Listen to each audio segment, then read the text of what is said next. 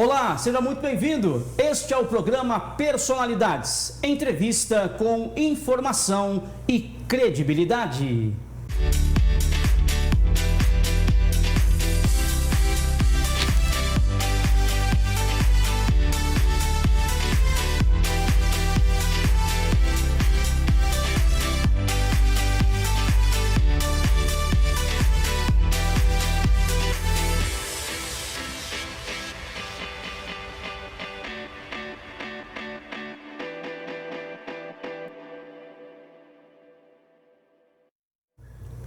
Seja bem-vindo mais uma vez ao programa Personalidades. A você o meu abraço, o meu muito obrigado. Obrigado pelo carinho, pela audiência. Você que nos acompanha através da Astral TV, o canal 33.3 em São Paulo, capital, regiões metropolitanas. E você em Campinas, a capital do interior, o nosso abraço, muito obrigado. Através do canal 47.1 em Campinas e região. Também temos o Multistream, que é o canal do grupo QSTS de Comunicação, que você pode ver e rever os nossos programas e as nossas entrevistas. Hoje o programa recebe mais um case de sucesso. A minha convidada é pedagoga, consultora, docente e pesquisadora pela Universidade Federal de São Paulo. Seja mais uma vez muito bem-vinda, doutora Rita Maria Lino Tárcia. Muito obrigado. Querido, que alegria enorme estar aqui com vocês mais uma vez. E é sempre com muito carinho, com muito cuidado que a gente vem discutir temas tão importantes como o tema da educação no nosso país, né? No nosso cenário nacional que está aí fervilhando com muitas coisas acontecendo. Muito obrigada por mais essa oportunidade, uma alegria imensa poder partilhar com vocês um pouco do conhecimento, da experiência que a vida me permitiu vivenciar. Muito obrigada, gente. Conhecimento e experiência que a doutora Rita Maria Lino Tárcia, ela tem quando se fala em educação, quando se fala em crescimento profissional, quando se fala em expectativa de vida profissional. Tudo isso é fundamental para um país de terceiro mundo como é o Brasil, mas que busca uma outra posição, que busca um relacionamento interior e exterior que faça com que a nossa população, os brasileiros e a sala de aula, os alunos, os professores, possam evoluir cada dia. Investir nos professores, doutora, é o primeiro passo para o mundo e para um país que quer crescer? Com certeza. Eu acredito que você traz, Ed, um ponto muito importante. Porque a formação do formador é essencial num cenário de transição e de mudanças como nós estamos vivendo. A gente não pode levar para a sala de aula, para os processos educativos, seja no contexto presencial, seja no digital, o que nós vivemos há 10, a 20, a 15 anos atrás. É preciso repensar essa prática. E para repensar, eu preciso olhar para os professores, eu preciso criar estratégias para que eles possam revisitar os seus valores, as suas crenças, os seus conhecimentos, para gerarem novos processos diante dos desafios que nós estamos vivendo. Então, com certeza, pensar na formação do formador é o grande diferencial para nós avançarmos em educação. Pensar na formação do formador, isso é fundamental. Você, meu amigo empresário, que tem a sua empresa, você CEO, gestor, pensar na formação do formador. Isso é fundamental quando você fala de professores, mas também quando você faz a gestão da sua empresa. Quem é o CEO? Quem é que lidera? Qual é a hierarquia que você insere na sua empresa? É fundamental isso. E é claro, quem vem crescendo junto, eu cito as empresas, doutora, porque eu penso na empresa como uma sala de aula. Sim. Onde você tem o professor, que é o CEO da sala, que está comandando ali, coordenando, direcionando, e muitos não prestam atenção e outros querem estar mais atentos. Ou seja, qual o equilíbrio que esse CEO deve ter, tanto na empresa quanto dentro da sala de aula? Olha, você traz uma questão muito importante, porque o cenário de mudanças está envolvendo todos nós, seja no contexto da escola, seja no contexto das organizações. Também os processos de trabalho estão sendo ressignificados principalmente pelo avanço das tecnologias. E por isso, pensar em educação corporativa é uma estratégia extremamente importante. E muitas vezes as organizações questionam o investimento na educação corporativa e na formação. Mas é a base da formação das pessoas que vai, de alguma forma, sustentar o planejamento estratégico das organizações. Porque no prazo de 10 anos, nós estaremos aí com o impacto de tecnologia transformando demais o perfil e exigindo novas competências dos nossos colaboradores. E onde que eles vão, como eles vão desenvolver novas competências? Por meio de processos formativos construídos na educação corporativa. Então, vale a pena olhar com muito carinho esse cenário, prospectando a missão estratégica da organização e formando pessoas para sustentá-la. Eu provoquei esse link da sala de aula com as empresas porque é desse momento, na sala de aula, que saem grandes profissionais. É por ali que vão lapidando profissionais que vão chegar a multinacionais, empresas que vêm para o nosso país com um investimento gigantesco. E a doutora agora me traz a questão da tecnologia. Nós tínhamos anos atrás, nas grandes montadoras, a questão da robótica, né? Eram alguns, né, trabalhadores fazendo ponto de solda, por exemplo, em algumas horas. Hoje, a robótica faz com que, em alguns minutos, os pontos de solda sejam prontos e o veículo já partindo para a linha de produção. Ou seja, a agilidade da tecnologia trouxe benefícios, mas fez com que algumas pessoas ficassem, por exemplo, desempregadas. Mas desempregadas por quê? Porque não avançou com a educação. O robô, ele funciona com uma programação. Então, nós temos que seguir essa programação, se aperfeiçoar e seguir esse raciocínio de a tecnologia tem que ser a minha aliada. Com e certeza. Não um desafio que eu tenho pela frente, como perca de empregos ou coisa parecida. A educação, doutora, está sempre linkada a tudo que nós fazemos. Eu acredito que a educação deve estar sempre linkada, né? Mas muitas vezes a gente identifica dentro do cenário da educação, seja a educação básica, seja o ensino superior, um distanciamento do universo corporativo do contexto educacional. O que acaba acontecendo? Nós entregamos, enquanto instituições de ensino, profissionais que nem sempre estão realmente preparados para ingressarem na cadeia produtiva, nos processos de trabalho das organizações. E nem sempre as organizações poderão lidar com esse gap entre o perfil do estudante egresso, por exemplo, do ensino superior, e as demandas da organização. Por isso, é importante pensarmos em instituições de ensino que dialoguem com o mercado, que dialoguem por meio de projetos, que dialoguem por meio de parcerias, que dialoguem por meio de pesquisa e inovação, e pensarmos em instituições que também se abram para esse contexto. Então, eu entendo ser um caminho necessário. Se estamos todos preparados para isso, talvez ainda não, mas é preciso dar o primeiro passo. Sempre é preciso dar o primeiro passo e é fundamental pegar também essa informação, porque muitas vezes as empresas, quando contratam o colaborador, o primeiro passo são 2, 3 dias de treinamento. Vamos treinar o colaborador. 1 dia e meio para contar a história da empresa. Só que nesse restante de 1 dia e meio, pouco se fala sobre a atividade que ele vai realizar dentro da empresa. Sim. Ou ele tem condições e experiência para desenvolver isso com os colegas de trabalho que o recebe, ou poucas vezes ele vai ter oportunidade de evoluir como gostaria. Esse link das empresas com a educação, né, com as universidades, é um passo que nós precisamos imediatamente tomar, não é isso, doutora? Com certeza a gente precisa tomar esse passo, dar esse passo, né, no sentido de dialogarmos primeiramente. Por quê? Os professores na universidade, eles são muito bons, mas eles estão preparados para construir um conhecimento focado no conhecimento, né, na estrutura da universidade.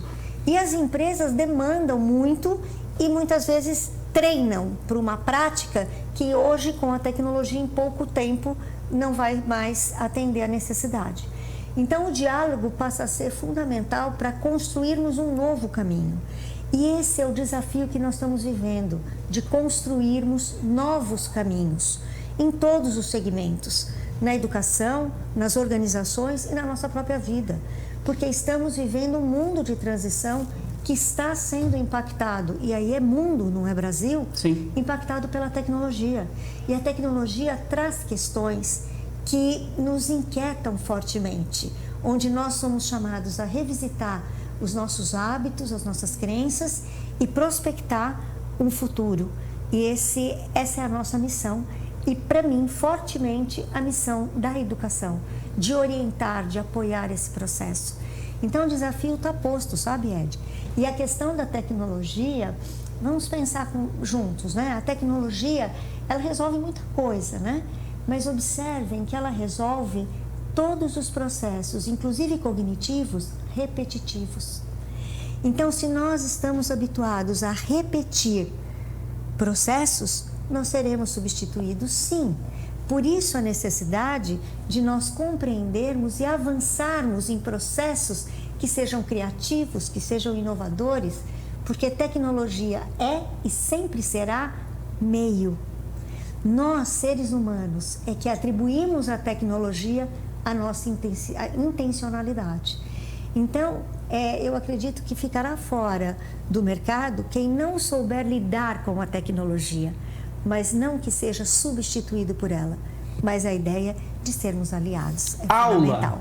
Aula que você recebe aqui no Personalidades com a pedagoga, consultora, docente, pesquisadora, também pela Universidade Federal de São Paulo. Aula que você quer é a aula que você tem. E claro, falando em tecnologia, não podemos fugir, doutora Rita Maria Lino Tárcia, sobre a inteligência artificial. Uau.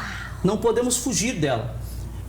Esta questão de não pode ser fim, não pode ser início, tem que ser meio. Qual o meio de utilizar a inteligência artificial de maneira correta, sóbria, de forma com que ela venha nos ajudar e não atrapalhar? Nossa, só porque eu falei que estava dando uma aula, ele falou que eu estava dando uma aula, ele veio com uma pergunta de $1 milhão. Então... R$1,5 milhão. Nossa Senhora, pronto, está ajustado. Inteligência artificial, queremos saber. Então, a inteligência artificial, gente, é um desafio muito bacana, mas é um desafio que nós estamos aprendendo a utilizar, estamos aprendendo a pensar e produzir com inteligência artificial. Então, eu digo, sabe, de que eu não tenho protocolos já definidos em relação aos processos educativos com inteligência artificial, mas eu tenho certeza que a inteligência artificial está, sim, presente nos processos educativos e nós, enquanto escola, enquanto educadores, precisamos utilizar a inteligência artificial para gerarmos condições e orientações para o uso por parte dos nossos jovens, dos nossos adolescentes, das nossas crianças. Então, se eu, enquanto professora, não experimentar, não analisar de maneira crítica, reflexiva, eu não conseguirei orientar os jovens que serão impactados por essa tecnologia que está presente no nosso cotidiano, nos nossos smartphones. Então, cabe sim à escola construir um processo de orientação. E para eu orientar, eu me sinto motivada e chamada a utilizar. Não estou dizendo se é bom ou se é ruim, é diferente. É algo novo que surgiu na nossa vida. Então, antes de eu julgar o quanto é bom e o quanto é ruim, eu preciso experimentar.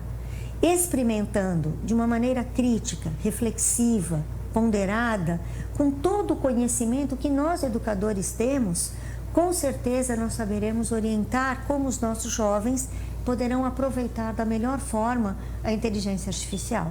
Porque tudo que é novo exige sim um certo cuidado, porém é um novo que veio para ficar, sabe, Ed? Então eu não posso colocar embaixo do tapete e dizer desliguem os celulares que o problema está resolvido. Talvez essa não seja a melhor saída. Esta e tantas outras tecnologias que já chegaram, né, que já nos alcançaram e que obviamente a adaptação, o bom senso, a coerência vai nos conduzindo nesse mundo da tecnologia. Eu acho que o caminho é esse, é realmente conhecer, entender, usar de maneira correta, coesa, de maneira que você consiga atingir seus objetivos, mas que não permita que ela responda por você, fale por você, faça o seu trabalho escolar. São temas fundamentais para que você não use como muleta, nos dias de hoje, a inteligência artificial. Doutora, a Lei 15.100/2025 diz: busca equilibrar o uso de tecnologias digitais na educação. Qual a importância da proibição do uso de celulares nas escolas e sala de aula? Responda já, depois do intervalo comercial.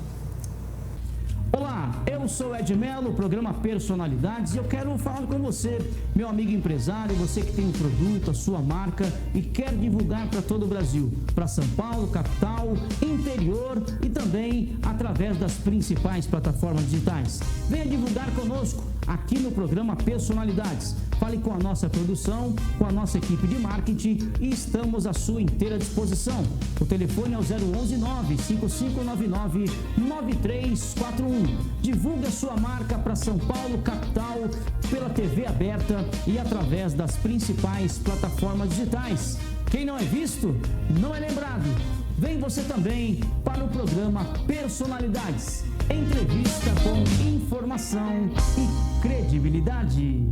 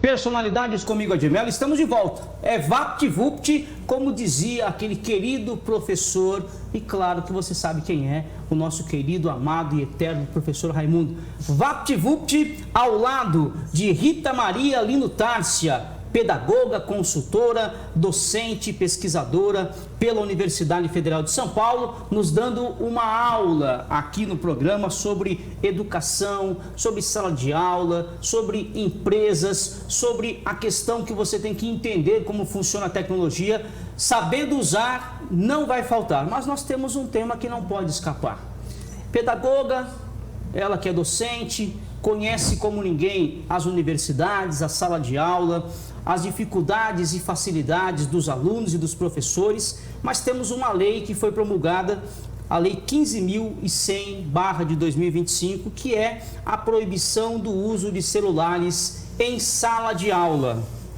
Qual a importância dessa proibição, doutora? E qual o equilíbrio que tanto professores, diretores e alunos devem ter nesse momento em que eles, obviamente, vão para a escola para estudar? Mamãe já dizia, você está indo para a escola para estudar, não é isso? Mas, ao mesmo tempo, falamos tão bem da tecnologia aqui, ela nos ajuda a evoluir. Ou seja, faltou um pouquinho de equilíbrio, de, sabe, vamos dizer assim, grosseiramente falando, bom senso das duas partes para entender que dentro da sala de aula é realmente para aprender e não para ficar zapeando o celular, e muitas vezes também o professor ter o discernimento, aquele jogo de cintura para dizer, olha, já que vocês estão aí com o celular na mão, vamos buscar aquela matéria, vamos buscar aquela informação nas redes. Enfim, nos dê uma luz, doutora. Vamos lá, Ed.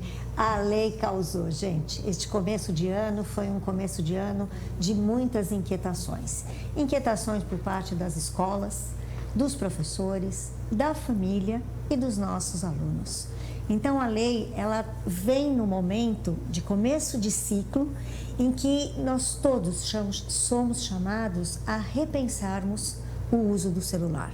Né? De fato, existia um abuso. Nós estávamos sim percebendo em todos os segmentos o quanto os jovens, as crianças, os adolescentes estavam se utilizando sem critério, sem orientação das redes sociais.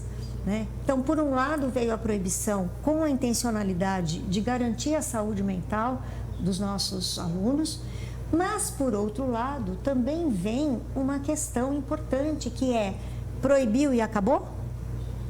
Talvez não. Lembra do começo da nossa conversa? Formação do formador. Por quê? Há 20 anos atrás, eu não tinha o uso do celular como eu tenho hoje. Então, eu como professor, eu não sabia usar o celular em sala de aula. Eu não aprendi com o celular. Certo. E, consequentemente, eu não sei como ensinar com o celular. Porém, o celular é uma tecnologia que nos abre um potencial grande de ensino e de aprendizagem. Verdade. Então, não basta só eu proibir. Mas, neste momento, eu entendo, sabe, Ed, a proibição como sendo necessária para estancar e para nos chamar todos a refletirmos como intervir e como, principalmente, orientar o uso do celular e utilizarmos o celular como um recurso didático que pode nos fornecer condições adequadas e interessantes para a aprendizagem dos nossos jovens. Né? Então, é um momento muito estratégico em que essa proibição, apesar de causar uma inquietação no sentido de como, mas a educação precisa de tecnologia, a educação evolui com tecnologia, ok, mas evolui dentro de um planejamento de ensino, de uma intencionalidade pedagógica que muitas vezes não estava acontecendo. Então, agora nós estamos buscando como trabalhar com o celular, em que momentos e com qual intencionalidade. Então, já tem uma mudança importante. Outro aspecto muito importante, que eu considero muito positivo, é que as escolas foram obrigadas, e assim como os alunos, a retirar o celular. Mas nós temos intervalo, nós temos horário da entrada, horário da saída. E aí, o que a gente faz? Proibido também. Pois é, mas ao tirarmos o celular, o que a gente está observando? Nós trouxemos para a escola o uso das quadras com jogos, a gente trouxe jogos de tabuleiro, nós trouxemos outras relações lúdicas para preencher esse espaço do intervalo. Então, além da escola ser o lugar onde nós estudamos, ela também passa a ser o lugar onde nós convivemos. E nessa visão, a gente passa a explorar a presencialidade e a utilizarmos a tecnologia naquilo que não nos é possível viver presencialmente, fisicamente naquele momento. Então, é uma forma de nós organizarmos este uso, orientarmos. Então, eu não entendo a proibição como um fim, mas como um meio para que todos nós possamos nos educar para o uso do celular e das tecnologias.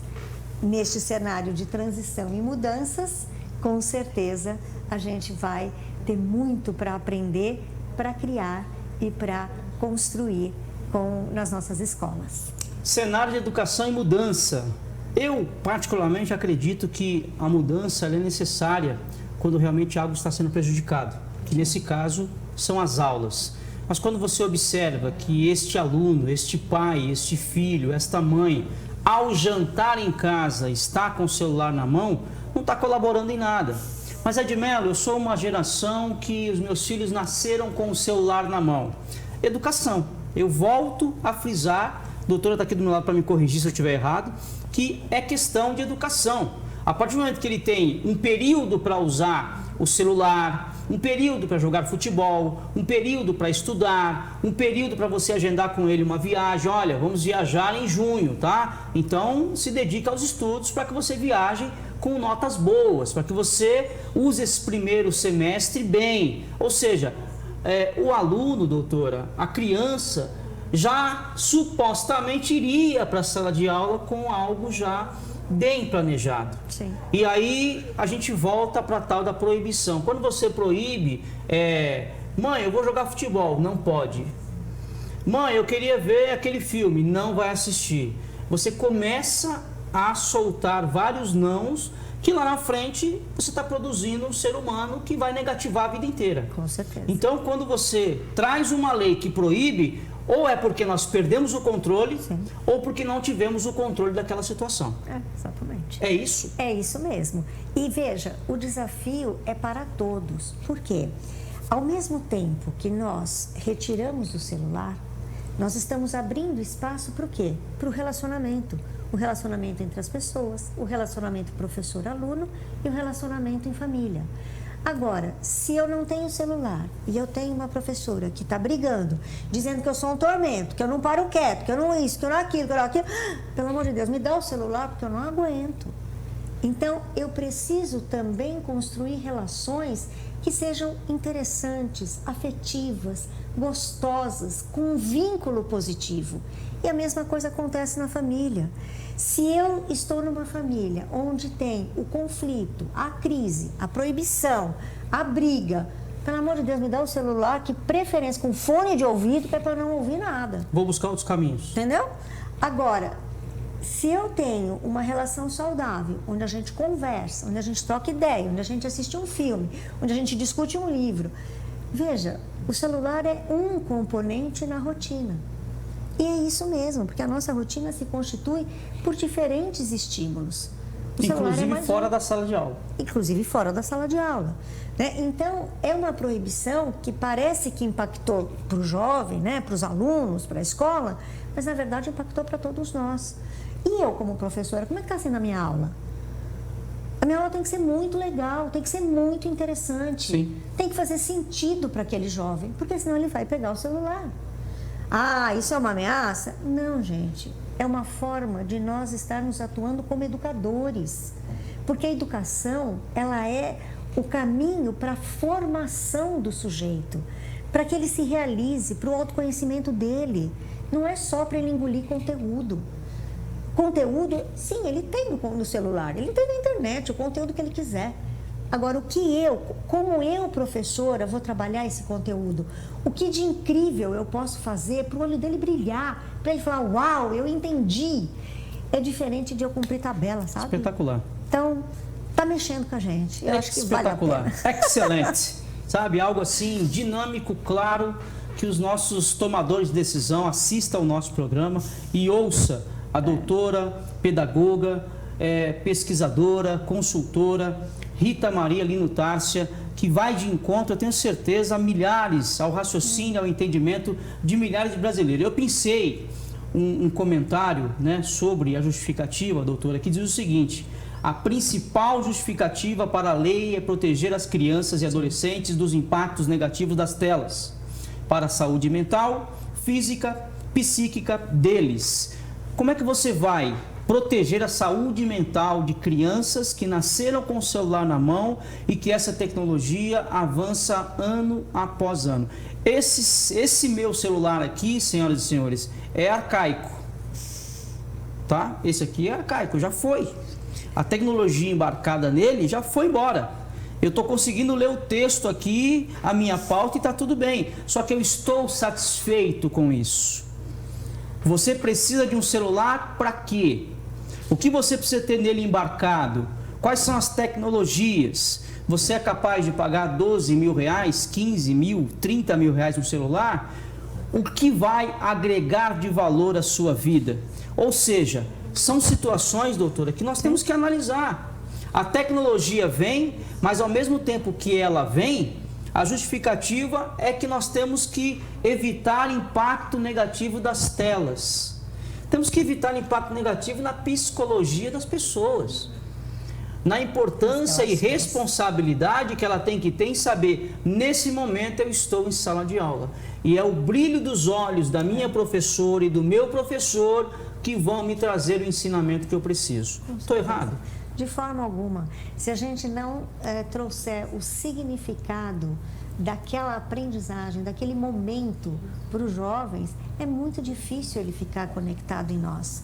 E nós podemos sim explorar os recursos, porque nós temos muito material didático que tem QR Codes, nós já temos realidade aumentada nos livros didáticos, e é uma experiência incrível um jovem poder entrar numa gruta por meio de uma realidade virtual. Gente, é muito legal. Mas assim, em que momento, com qual intencionalidade? E como nós preparamos o processo formativo? Então é importante nós discutirmos sim nas escolas como trabalhar com a proibição, como trabalhar atividades didáticas, como trazer o celular e a tecnologia para resolver problemas. Então, será que eles não podem, os jovens não podem usar o celular para montar no Canvas um vídeo, para montar um infográfico sobre um determinado tema? Porque, vejam, eles realmente nasceram no mundo conectado. Isso faz parte do mundo deles. Eu não precisei aprender a usar geladeira. Quando eu nasci, já tinha. Ninguém me ensinou como abre. Porém, a minha avó não sabia como usar. E ficava com medo que o alimento estragasse, porque estava dentro da geladeira. Porque para ela era novo, para mim não. Assim é para eles. A tecnologia é do dia a dia deles. Por isso que a gente pede para eles ajudarem a usar a tecnologia, porque eles resolvem. Porque é a lógica deles. E eles têm um potencial fantástico que a gente pode utilizar. Né? Então, não é só dizer que eles são muito complicados, porque eles não sabem escrever, porque eles não se motivam. Gente, vamos entender o universo destes jovens, desses adolescentes, das nossas crianças, vamos dialogar com eles. Acabou o tempo, sabe, Ed, da gente entrar, pelo menos eu fazia isso, fazia o planejamento na minha mesa, pensando o que era bom para os meus alunos. Hoje eu preciso sentar com ele e falar, cara, o que você está pensando? O que você acha legal? Vamos trabalhar juntos? Então, abrir esse espaço do diálogo para entendermos quem é esse jovem, porque eles pensam sim diferente da gente. Eles recebem estímulos diferentes.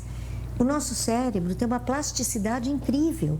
Então, com certeza, eles estão respondendo a todos esses estímulos de maneira muito diferente do que eu vivi. Então, eu preciso sentar junto e falar, me conta como é, o que você pensa. E aí sim eu posso construir processos formativos, educativos, que dialoguem com a realidade dele. Porque não dá mais para a gente fazer planejamento de gabinete e sala de professor, sabe? A gente tem que fazer um planejamento compartilhado. Informações pertinentes e fundamentais para o seu dia a dia. Espero que tenhamos colaborado com você, professor, com você, aluno, pais, filhos, empresas, colégios, ou seja, você que trata desse assunto e que muitas vezes nas reuniões de pauta você fica ali tentando encontrar o caminho. Integração é a melhor função, é o melhor caminho. O doutor acabou de citar, pergunte a ele, provoque eles para uma resposta, integre, né, traga-os para dentro do bate-papo, da reunião. A lei diz que no regimento interno, dependendo da organização do colégio, o professor habilita o celular para que os alunos possam utilizar. Então, são pontos que esta lei 15.100 de 2025 devem e podem ser analisadas para você flexibilizar um pouco, não ter tanta rigidez nas decisões, não ter tanta tomada de decisão unilateral. Doutora, vamos chegando ao final do programa, é uma pena. Teríamos aqui mais 2 horas de conversa facilmente. Quanta aula, espero que volte. Eu confesso à doutora que eu perguntei metade da minha pauta, porque nós temos temas para lá de importantes. Eu quero agradecer a doutora pela oportunidade e, obviamente, espero que volte. Mas também queremos agradecer aos nossos parceiros, patrocinadores, inclusive a você da Padaria Calício, nosso muito obrigado, Beto, deixou um coffee break maravilhoso. A doutora Rita Maria Lino Tárcia aproveitou aqui também, muito bem recebida. Muito obrigado a você, Beto, da Padaria Calício, meu abraço. Mas, doutora, deixe sua mensagem, falando sobre educação, falando sobre todos esses temas importantes na questão do celular. Mas, por favor, retorne, porque o ano só está começando. Com certeza, vamos desenvolver esse tema ainda por muito e muito tempo. E a minha torcida é para que os alunos e os professores consigam encontrar o meio, o famoso meio termo. Com certeza. Fica à vontade. Uma alegria enorme estar aqui com vocês. Com certeza o ano está começando e quem sabe a gente pode ter aí outros momentos para pensarmos. Mas eu queria falar 3 coisas importantes. A primeira é que nós esperávamos que os estudantes ficassem extremamente bravos e revoltados. E não foi isso que nós encontramos em muitas escolas. Em muitas escolas, o jovem também está buscando caminhos para lidar, para cuidar, para viver sem o celular. Outra ideia importante que eu gostaria de deixar é sobre o compartilhar. Nós vivemos num mundo de rede, né? A estrutura do mundo é uma estrutura de rede e nós precisamos fazer uma rede de compartilhamento de novas ideias, de preocupações, de inquietações, de soluções, de novas propostas educativas. Então, conversem, dialoguem entre si, professores, escolas, pais, para que a gente possa juntos construirmos um caminho para que estes jovens, estes adolescentes, as nossas crianças possam transformar esse mundo. E, finalmente, a terceira e última ideia que eu queria deixar é de que realmente a tecnologia, gente, é meio. Que nós possamos deixar para a tecnologia o trabalho repetitivo, mas que nós não deixemos de forma alguma de vivermos as nossas relações como seres humanos, relações de afeto, de carinho, de confiança e de esperança. Que a tecnologia seja o meio de nos conectarmos, de estabelecermos conexões, de estabelecermos trocas, mas que ela seja só o meio, que a gente não deixe de lado o abraço, o olhar carinhoso, a escuta afetiva e a certeza de que nós estamos aqui para sermos seres humanos cada vez melhor, porque este mundo precisa de que todos nós deixemos uma pitadinha de um mundo melhor. Muito obrigada e até a próxima aula, né? Muito obrigada, doutora Rita Maria Lino Tárcia, @Rita-Tárcia. É isso? Vai lá nas redes sociais que tem muito mais para você. Muito obrigado, doutora Rita Maria Lino Tárcia, e a você que nos acompanhou até agora através do programa Personalidades. O Edmelo está à sua disposição, @EdmeloOficial, e como eu sempre prometo a você, por aqui passam os principais cases de sucesso. Não se esqueça, o conhecimento também é a arte do saber. Personalidades comigo, Edmelo, entrevista com informação e credibilidade.